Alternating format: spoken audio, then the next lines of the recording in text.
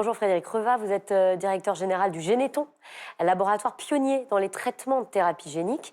Alors on l'a vu tout à l'heure avec la petite Line de 2 ans, c'est un succès concernant la thérapie génique pour l'amyotrophie spinale. On espère que ça va le devenir pour la myopathie de Duchenne. Racontez-nous ça. Écoutez, oui, la thérapie génique, ça marche. La Oui. thérapie génique, ça sauve des vies, on le voit pour l'amyotrophie spinale infantile, on le voit pour d'autres maladies, des maladies du foie, des maladies de l'œil, des maladies du système immunitaire et la myopathie de Duchenne, c'est un des derniers essais cliniques que nous avons lancés. C'est un des derniers essais cliniques, alors ça n'a pas été le premier parce qu'en réalité, il a fallu apprendre, il a fallu, comprendre. La myopathie de Duchenne, c'est une des maladies les plus complexes Mm. de toutes celles à laquelle nous nous attaquons. La plus complexe, pourquoi? Parce que c'est une maladie des muscles et c'est une maladie qui concerne tous les muscles. Et tous les muscles, qu'est-ce que ça veut dire? Ça veut dire 40 de la masse du corps humain.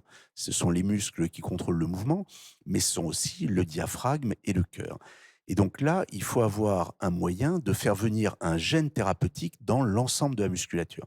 Ça, c'est un premier défi, extrêmement complexe à relever.